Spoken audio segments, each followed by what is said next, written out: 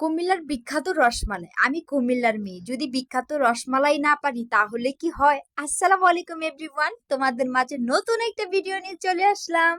তো চলো, আজকের রেসিপিটা হচ্ছে কুমিল্লার রসমালাই। তো প্রথমে আমি দুধটাকে গরম করতে নিয়েছিলাম, আমার দুধটা ছানা পড়ে গেছে। তো এখানে আমি 4 ছাঁকনি দিয়ে দুধটাকে ছেঁকে নিয়েছি। তারপরে 1-1.5 ঘন্টা পরে এটা দেখো একদম ঝরঝরা হয়ে গেছে। তো এটাকে আমার কি করতে হবে? এটাকে আমার ভালো করে হাত দিয়ে ম্যাশ করতে হবে। তো এটাকে আমি তেল ভরিয়ে নিয়েছি। তারপরে এখানে হচ্ছে আমি ভালো করে এটাকে ঢলে নিব। যত ডলবা ততই এটার রেজাল্ট ভালো হবে। তো এখানে আমি ভালো করে হচ্ছে ঢলে নিচ্ছি। একদম সফট করতে হবে ডোটা। তো এখানে আমি হাত দিয়ে ভালো করে এটাকে মিশিয়ে নেব। তোমরা চাইলে এখানে গুঁড়া দুধ বা ঘি ব্যবহার করতে পারো। আমি এখানে সম্পূর্ণ এই, দুধের ইয়েটাই নিয়ে নিয়েছি। দেখো আমার ডোটা রেডি হয়ে গেছে, একদম আঠার মতো হয়ে গেছে, একদম সফট। তো এখানে আমি ভালো করে হচ্ছে হাত দিয়ে দেখিয়ে দিচ্ছি, একদম মিশ হয়ে গেছে।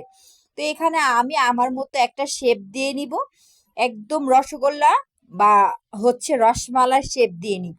দেখো ছোট ছোট শেপ দিয়ে নিয়েছি আমার পছন্দ মতো। তো এখানে আমার বাবু দেখতেছিল আমি কি করতেছিলাম। তো এখানে হচ্ছে আমি আমার মতো শেপ দিয়েছি। এখন করতে হবে আমার, চুলায় আমি গরম পানি বসিয়ে দিয়েছি, দিয়ে দিয়েছি চিনি, দিয়ে দিব 2টা এলাচ, দিয়ে দিব হচ্ছে তেজপাতা। তারপরে এটা হচ্ছে আমার শিরা করে নিতে হবে, একদম শুকিয়ে নিতে হবে। সেই মিষ্টিগুলা এটার মধ্যে দিয়ে হচ্ছে অনেকক্ষণ সিদ্ধ করতে হবে। তোমরা যদি কখনো কেউ ট্রাই করো, এটা কখনো ঢেকে দিবা না। যদি ঢেকে দাও তাহলে মিষ্টিগুলো যে বানিয়ে রেখেছো সেগুলো একদম ফেটে যাবে। তো এটাকে আমি সম্পূর্ণই মানে একদম ঢাকি নেই, ঢাকা ছাড়াই বানিয়েছি। এখন আমি করব হচ্ছে দুধের শিরা।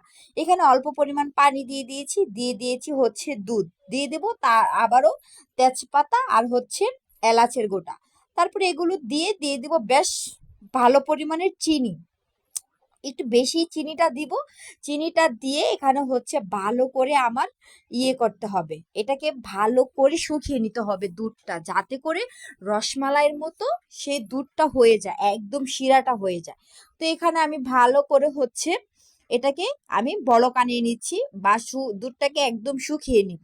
তারপরে আমার মিষ্টিটা দেখো এত সুন্দরভাবে সিদ্ধ হয়েছে, এত সুন্দরভাবে ফুলে গেছে, মানে এত সুন্দর লাগতেছিল, মানে দেখে অনেক আনন্দ লাগতেছিল। এখান থেকে উঠিয়ে আমি হচ্ছে এটাকে শিরা থেকে উঠিয়ে নামিয়ে নিয়েছি। তো এখানে আমার দুধের শিরাটা আমি হচ্ছে এই রসমালাইয়ের মধ্যে ঢেলে দিব। তারপর দেখো guys, final look just wow ছিল। তা আমার রেসিপিটা কেমন লাগছে অবশ্যই তোমরা জানাবা। টাটা।